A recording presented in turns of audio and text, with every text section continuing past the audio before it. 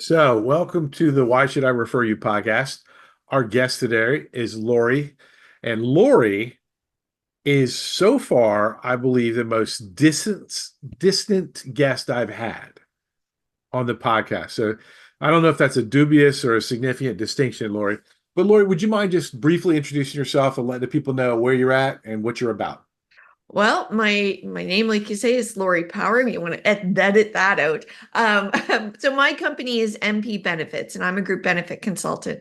And I can say that we live in the northernmost populated city by latitude because I'm in northern Alberta. So we're pretty far north, and we get the weather to prove it. So we're obsessed with weather, taxes, and healthcare, and you know a Canadian. That's it. I agree. Actually, I've got quite a few friends in the Canadian military from my service in the U.S. military, and your Canadian Special Forces are insane people. That's all I'm saying. They're insane people. Fun people. Don't go drinking with them and the Australians. That's all I have to say. No, no, no. There's a table, and you might find yourself under it, right? Yes, yes. Um, If you're lucky, I was outside somehow, and not sure how, but it was okay. Luckily, it was in Seattle, not Alberta, so I survived. Let's go ahead and get started. I've had the pleasure of being on your podcast. It was a load of fun. It evidently didn't put you out of business, so that's good. And we decided if we didn't succeed that first time, we're going to try it again on my podcast. When you first heard the title, Why Should I Refer You? What was the first thing that came to mind? how many people that I have referred over the years or made connections to somebody else that I shouldn't have? Oh, well, all right, let's go there. So the next question is talk about your experience with referrals. And like I've noticed that people are reluctant to talk about bad referrals publicly. But if you get a couple of drinks in them, you know, all of a sudden, the closet doors open and all the skeletons come running out with the zombies and whatnot. So, like, in your experience, how, what would you say the percentage of bad referrals that when I say bad referrals, meaning you've read the book, Can I Borrow Your Car, my book, like how many car wrecks have happened to you when you're referring versus good experiences? What do you think the percentages are? Well, and I'm going to preface that by saying I think you will accept a lot more when you're early in your business career. And Yes. so I would say the majority of the car wrecks come as you're learning who you are, who your value proposition is, and what you can do for your clients or your customer base. And so when you're young and getting into business and you want to be everything to everybody, you're willing to take every name, every door, entire kicker, and try to make your best impression and try to forward that same impression on because you want to also reciprocate. And you make the same mistakes that people make in giving you the names. So while I think that it still happens, right? And I have, three ongoing examples of that.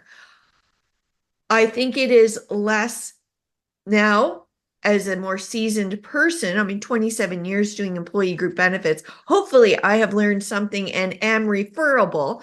But I would say earlier on in my career, for sure, that happened significantly more.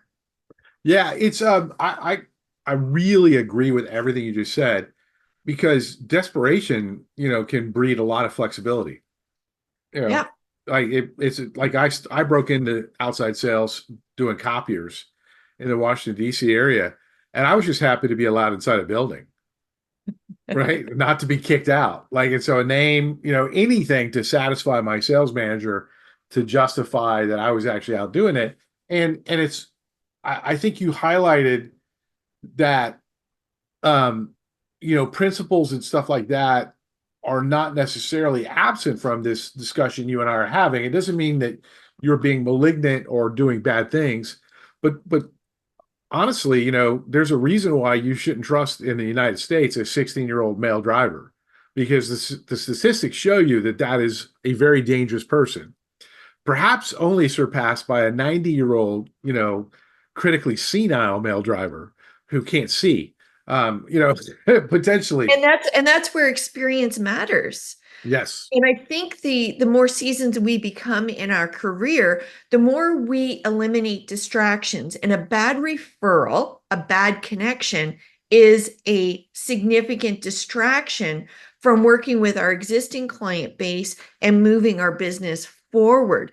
So I think it's like hand in glove, right? They go hand in hand. I want better referrals and better connections because I don't want to be distracted from what I do best. I want to use the brain that is in here because this is what goes beyond table stakes, right? Yeah. And That expertise. speaking of table stakes, like this, can you explain? Because you and I are in absolute agreement about that. I think most people have a misconception of table stakes versus being worth referring. I had somebody tell me one time that their value proposition was their ability to listen. Um, I'm, I'm not Well, kidding you. that's And that's amazing.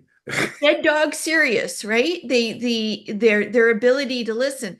Now imagine if you're out fishing, you love fishing, okay? And you say the reason I catch a fish is because of my rod.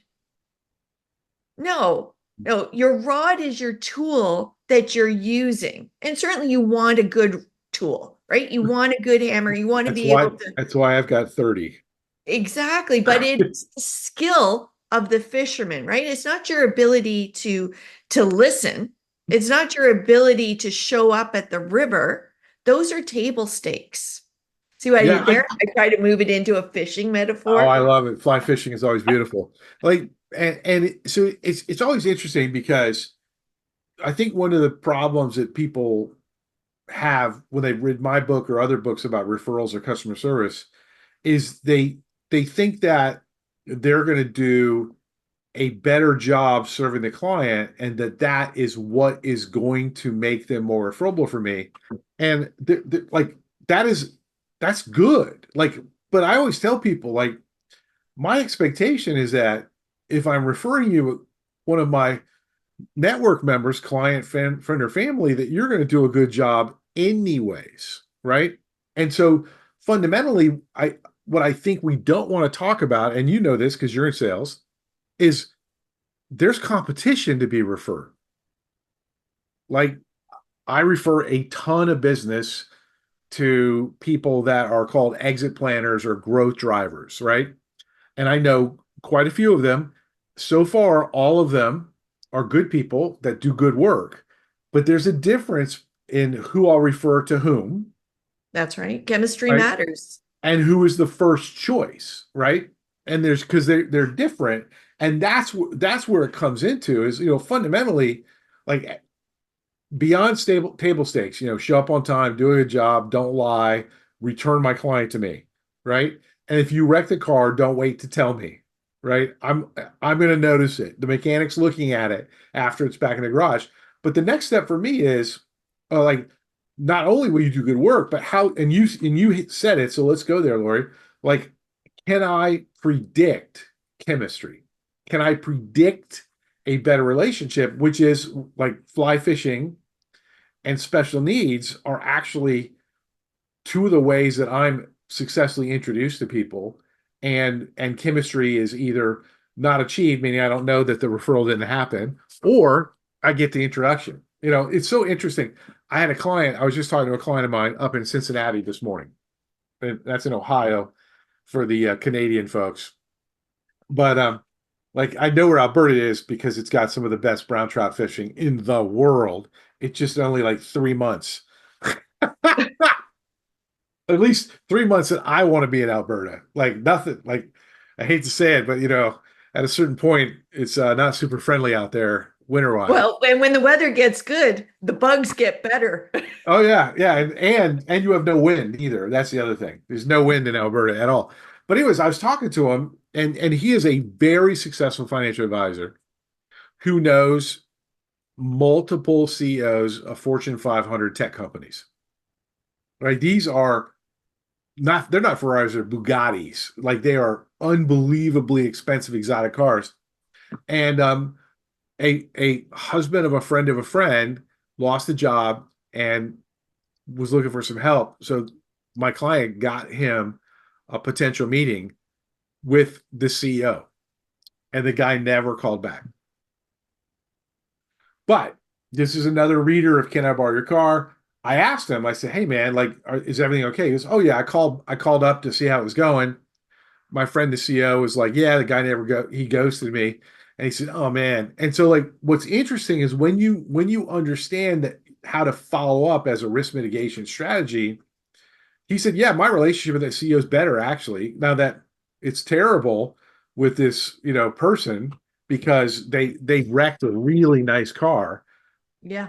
But what's cool is sometimes that wreck is just psychological. There's no permanent damage. It's just you just buff it out, and actually it's better. So when It's you a look at, matter of owning it too, right? oh It's a yeah, matter of being taking ownership that you made that connection and not looking to blame it on anybody else. You're following up both parties and you're saying, "Oh, that didn't work."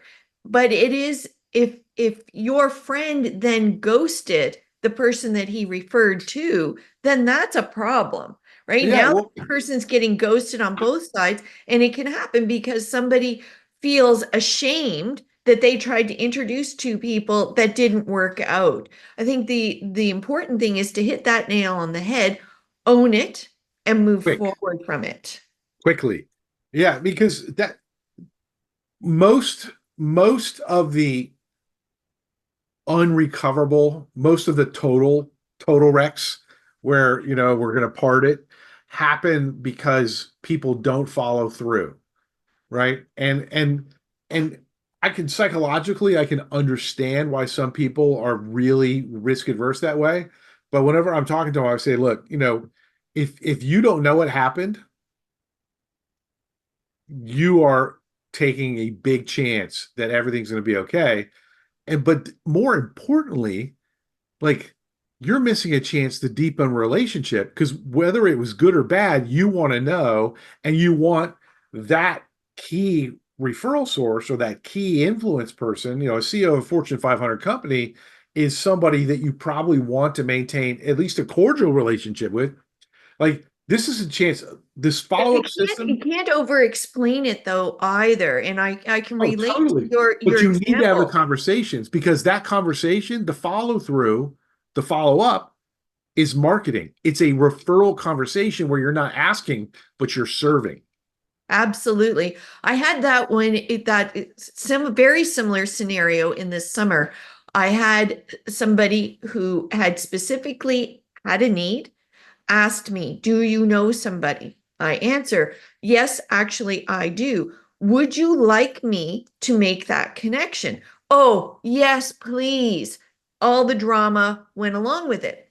I go to the connection and I say, "I think I have somebody. They're a startup company. They may not be in your wheelhouse. Let me know. And if that's not a good fit for you, I will ask the second person who was on my list."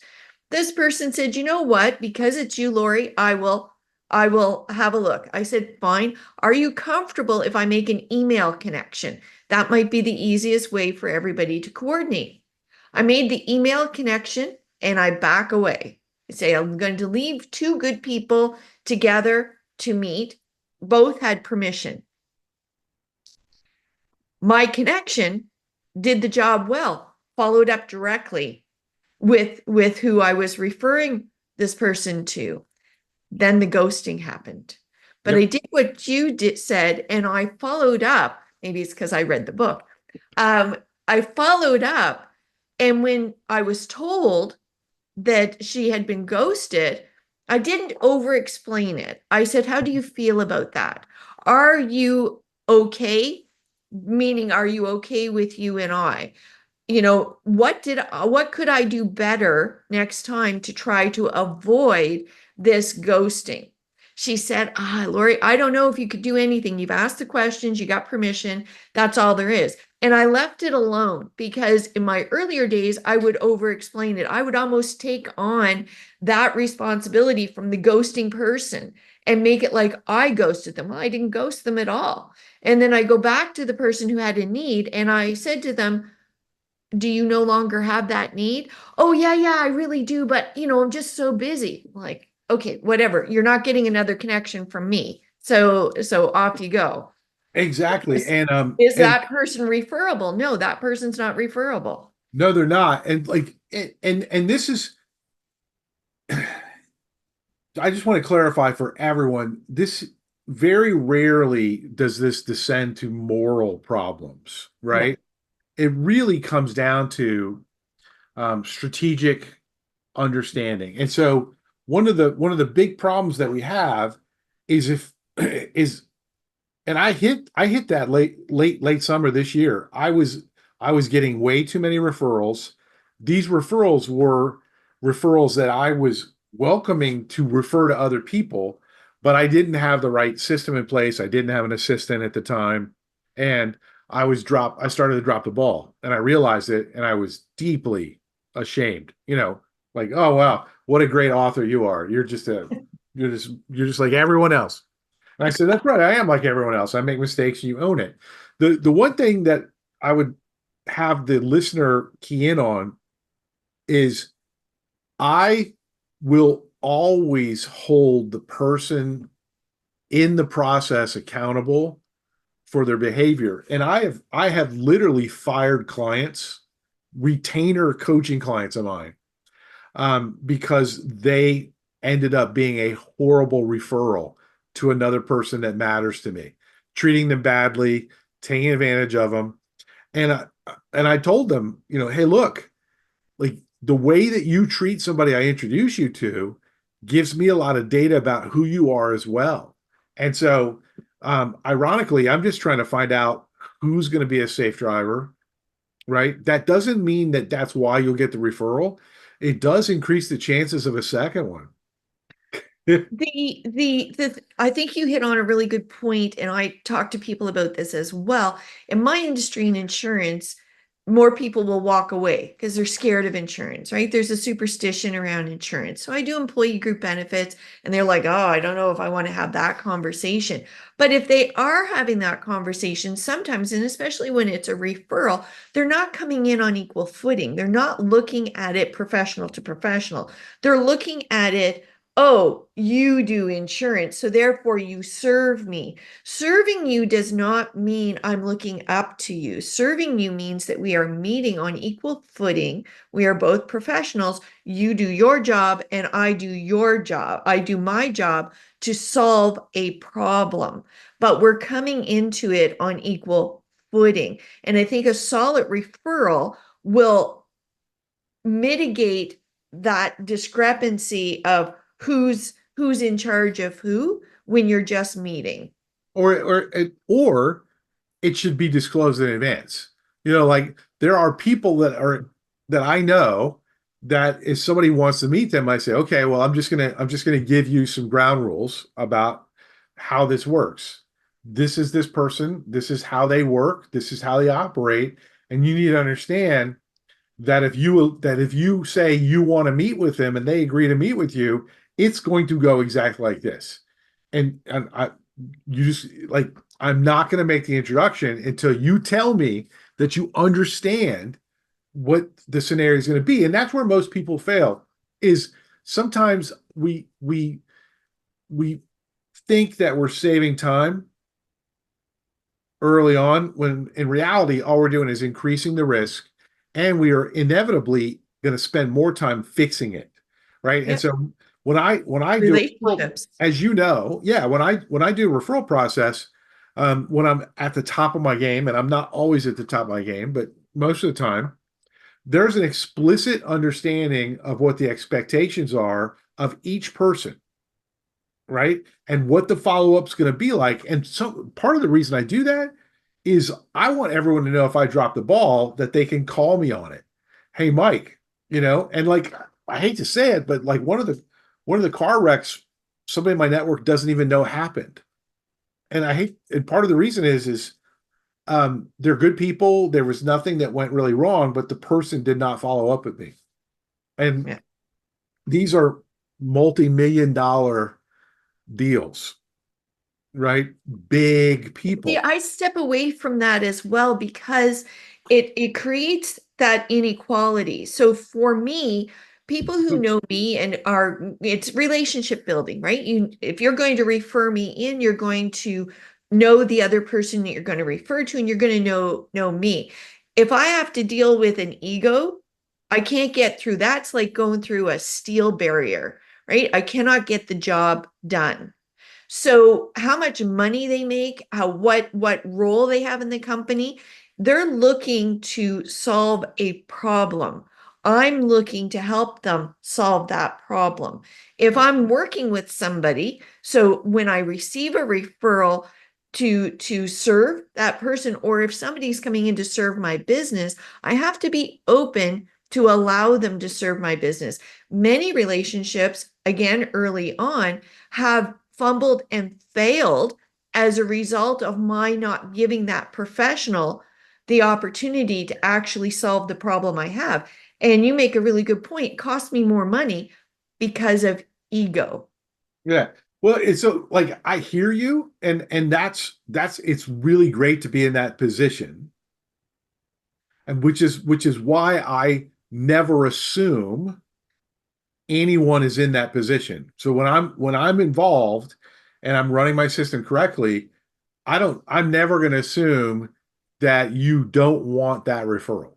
Exactly. And, Right. and let me And be very clear. I do want that referral, right. but part to me, Hold part of on. setting that referral up is understanding both parties. Correct. Yeah, because I will tell you, like, some of the referrals that I'm engaged in are really 70, 80, $100 million deals. These are big deals. And they're not solo professional to solo professional kind of things. And so oftentimes that commercial sales professional that's used to running those kinds of deals, if they're given the opportunity to understand, hey, this is how it's going to go. My whole thing is like if you want it under those circumstances and you understand it, your eyes are open and you accept it, well then my expectation is that you're not going to change your mind afterwards, that That's right. Yeah. you're gonna do your because usually these involve multi-year contracts, you know, and I will tell you that like there are times when in an organization's life it is maybe not enjoyable, but it's more than appropriate to have to deal with someone with ego to be able to advance your strategic capacity as an organization. But you have to do so consciously. That's the Exactly. You have that's to the know no. what you're going up against. You have to know what you're going up. Absolutely. Yeah. Now let's get into this. You ready? Okay. In your experience, since we've already talked about table stakes, in your experience, what makes somebody worth referring? This is the Lori Power version. The Lori Power version is somebody who you can have a conversation with. I'm all about the conversation. So when we meet and we talked, I knew we could have a conversation. We can talk about anything, right? We can talk about anything.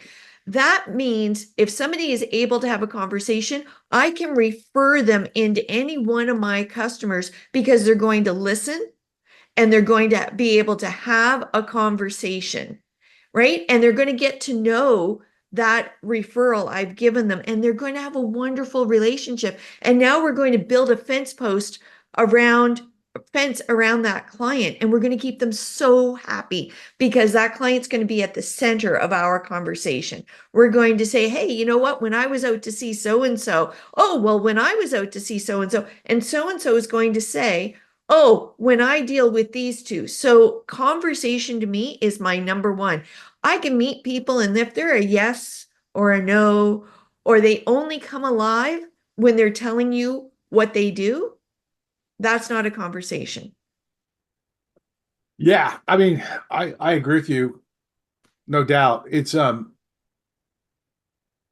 there's a lot of stuff involved in that word conversation in this context that you and I are talking about. Absolutely. And I don't want to get too deep in the weeds, but I will just say Go that, ahead. Go ahead. Get deep in the weeds. yeah, well, we don't have time for the weeds. We're just going to be we're going to be in the wheat field, right? The wheat field.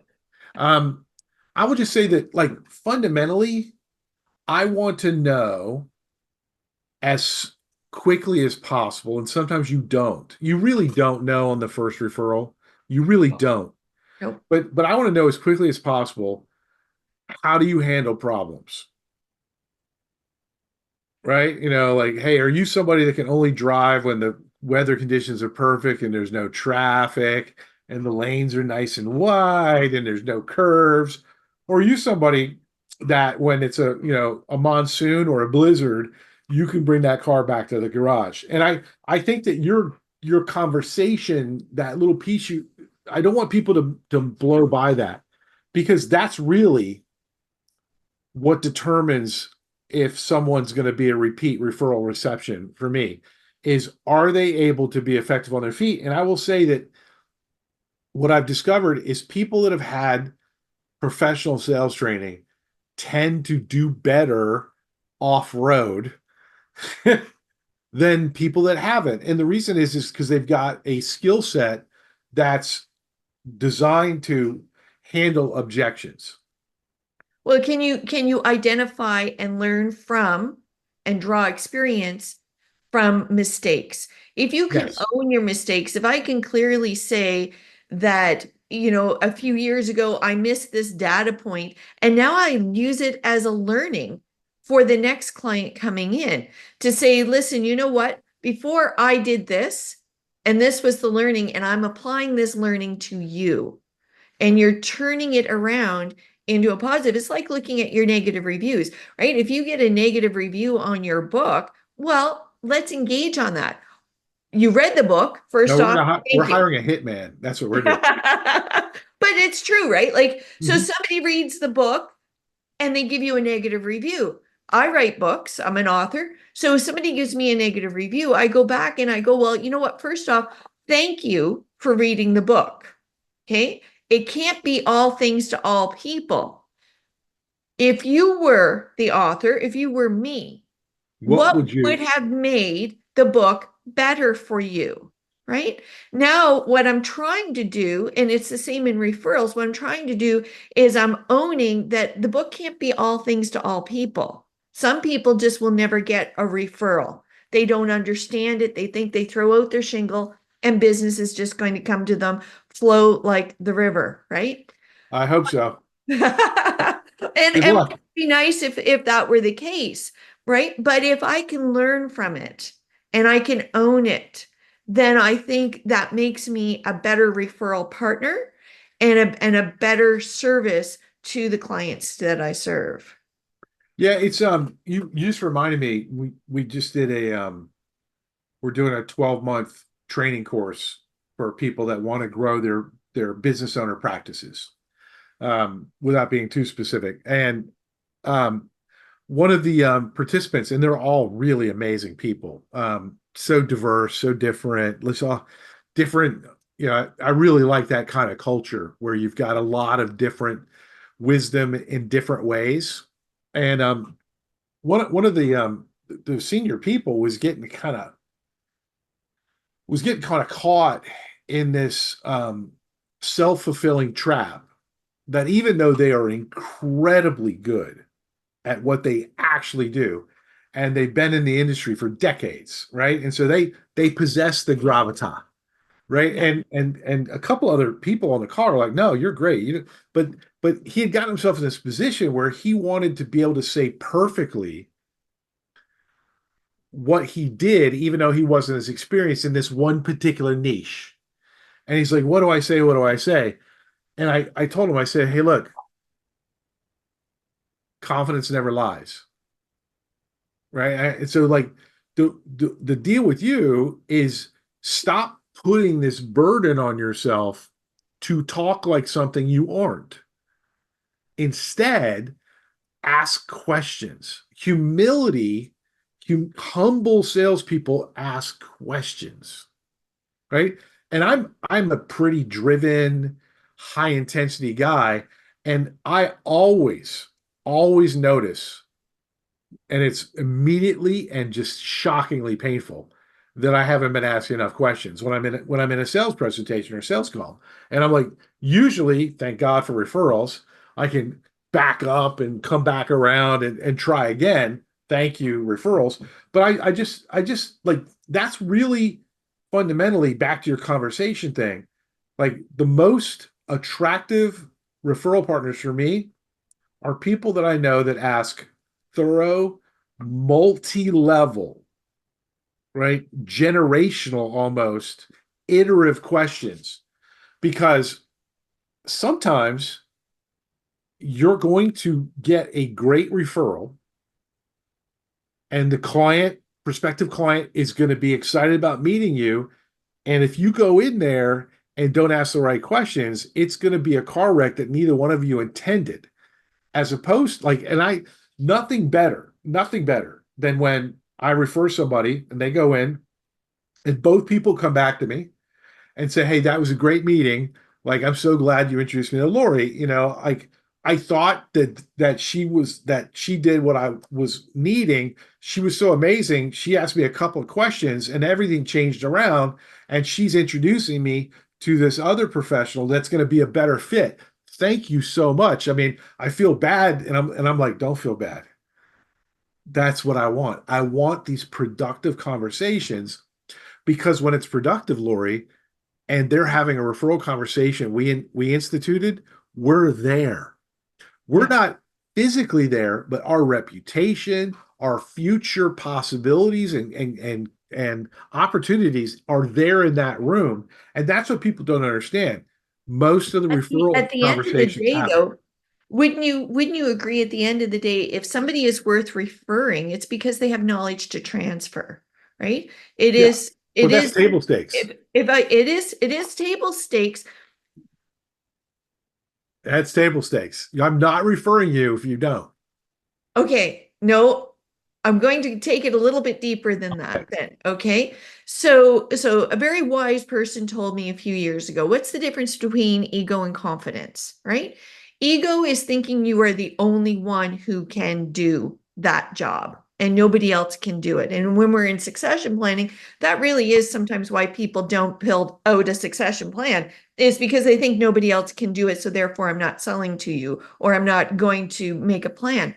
Confidence is knowing that you can do it and being willing to pass that knowledge on to somebody else. So in that succession model, okay?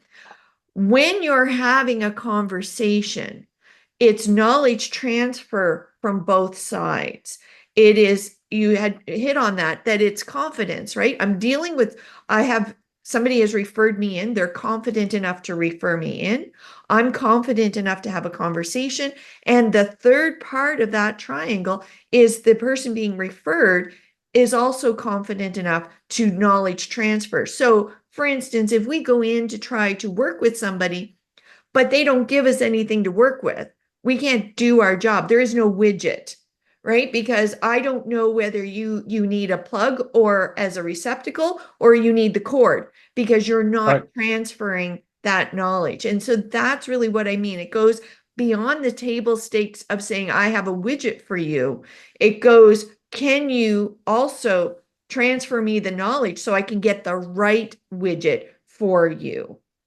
Yeah, I still say that's table stakes, No, I'm not saying it's not table but the stakes, but better it's you are, important. yeah, no, but the better you are at that, and the more I'm aware of that, the more likely I am. So I want to talk about two things that I think are why it's make people different for referrals, right? So, and then I want to get your reaction to them, and then see if you got anything else. So number one, I No pressure. it may shock you, but when people are referring me on purpose to clients that I want to meet, I find myself more interested in referring them, Yes. right? And so reciprocity is not a requirement for a referral. Like that's not how I work, but it is absolutely grease. You know what I mean? It reduces friction. It helps me, like if I'm making money based upon referrals I've received, I tend to reflect fondly upon the people that make that happen. Well, and it could be as much as an upsell, right? Like it could be that person who referred you in, and now you're reciprocating by saying, "Oh, and by the way, did you know they also do this?" That's really that, and people miss that. And that's where I wanted to go with it is like one of the simplest ways to be just completely exotic in the referral process is to try and get a referral in the first meeting that you're referred in. And it doesn't, I've never seen it go bad where you lost a sale or anything like that. But you just got to remember, like, how do you reduce perceived risk? How do you tell a person, even if they're referred to you, how do you demonstrate trust? And one of the easiest ways to do that in conversation is to acknowledge the person that put you together, number one, explain that you're there to do no harm to them and then the person in front of you. And additionally, say, hey, you know, could we find a way to show appreciation for Lori? I mean, I can't believe that she took the time to put this together. And like, she doesn't beat you up for referrals, does she? No. Wow. You know, has there been somebody you thought of introducing to Lori, but you got busy? Like, like if I know that that's your mindset, I am number one, very confident that you're going to be protecting my relationship. Number two, when I compare you to someone else in my network that does a good job, I call them expert service providers, but doesn't have the can I borrow your car, doesn't have a real proactive referral mindset, that person's going. So the other one is this, it's affinity. And we kind of hit on it earlier where there's an attraction. Like people people have told me like, well, what about other forms of fishing? I'm like, I'm not opposed to other forms of fishing. I just don't love it. I love fly fishing. Well, what if somebody doesn't love fly fishing? Well, if it's something that would upset them and have them not want to be a client of mine, I want them to know that before they pay me. Like, and people don't think about this. Like, but if you're super passionate about something political, like if that's who you are, and if I do a simple Google search, that's going to come out. Like, I'd really appreciate if I'm not already aware that you're a rabid such and such person on any political stripe. I'd really like to know so that if I've got a client who has the opposite viewpoint, number one, I don't waste either of your time because you're going to intensely dislike each other. And number two, why would I actually schedule a car wreck? Like if you know they're not going to get along, like, you know, and like I'm a passionate fly fisher. And if people think that fly fishing is evil, putting a hook in the face of a fish, like you shouldn't introduce me to them. It doesn't matter if I'm good at what I do. What's most important is that prospective client going to have the best possible experience. And when we have affinity, when there are things that bring us together, you know, like one of my earlier podcast guests is a passionate hot yoga person.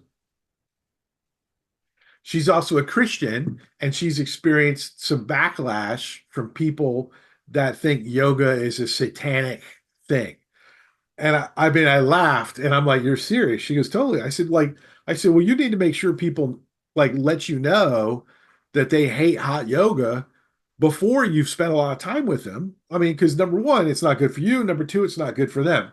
So the affinity thing's huge. And that's why I always tell people, like this, the same client that had that CEO car wreck, man, he loves wrestling, super passionate. He was a wrestler. He knows all the college wrestling. His sons were wrestlers.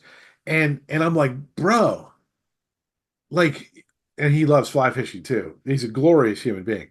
I said, like, bro, when I hire salespeople, I look for Eagle Scouts, Gold Award, which is the Girl Scout version, or I look for wrestlers, right? Because these are people that have spent years of disciplined training and focus and practice. That's what I'm looking for in employees. And he's like, yeah. I go, that's how we're going to find all of your new advisors. Like you, other people will come to you. But when we talk about searching, and I said, dude, anyone I meet that is a successful business owner that's passionate about wrestling is coming straight to you. I don't care where they are in the country because I'll be able to introduce them as, hey, I got this friend. He's totally into wrestling. He's amazing. His name's Pat. You need to meet him. Right? I can introduce Pat, who's a big time financial advisor, great guy. I can introduce Pat socially to anyone else that loves wrestling. And then they can have a nice, easy buying process. And this comes back to that relationship building and being able to have a conversation that goes deeper. It goes deeper than what do you do? It goes deeper as to say what makes you passionate. Now, the nice thing about you, Mike, is that you tell people your passions right off the bat. But I want to know when I refer you to somebody, what is going to get you excited about that referral? So I'm going to say, Dude, Mike, I need you to meet so and so and this person. What does that person look like that's going to put a flutter in your stomach and go, oh my God, I cannot wait for that meeting to happen? What does that look like to you? it's huge. That is the question. Like my version of that question is who could I introduce you to in the next year that would change your life? Mhm.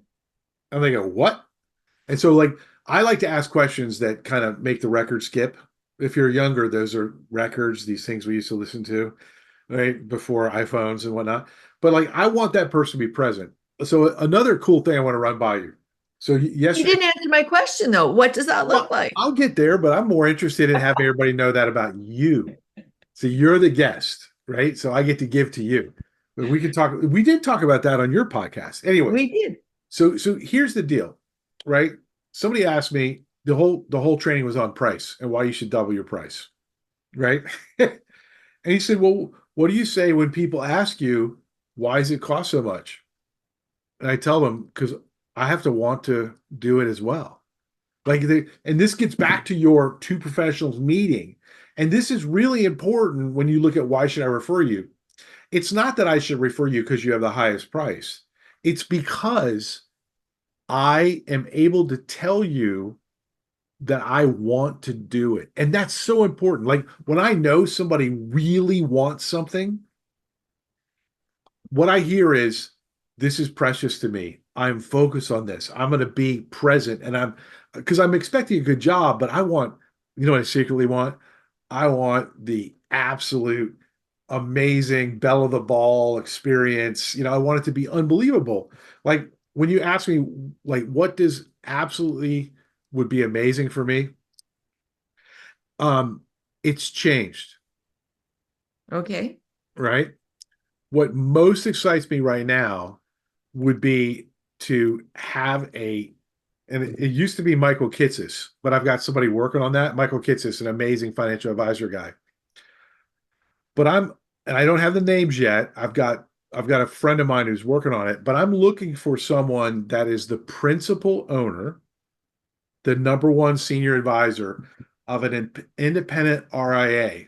And if you're listening, you'll know what that is, registered investment advisor, um, in Idaho, Okay. Wyoming, with access to natural wild trout water.